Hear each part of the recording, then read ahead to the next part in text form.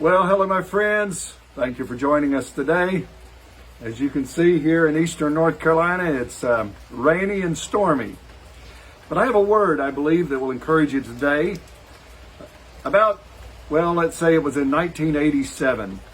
I had been the principal of Bethel Assembly Christian Academy for 7 years, and I had gotten discouraged.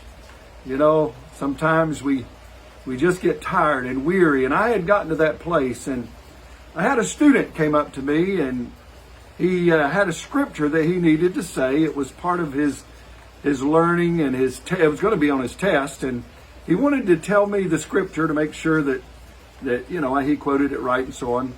And the scripture was Galatians 6:9. Be not weary in well-doing, for in due season you shall reap if you faint not.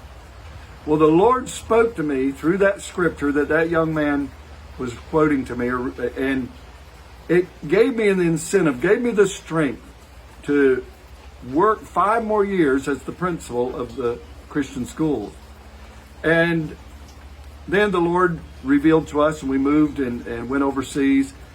But I never have forgotten that incident where the Lord spoke to me through that scripture, through that young man. Be not weary in well-doing, for in due season you shall reap if you faint not. In 2 Thessalonians, Paul's talking to a group of people that were struggling. They were being persecuted. They were, and many thought that the day of the Lord had already come. And some of them, in expectation of Jesus coming back, had quit work and were being idle.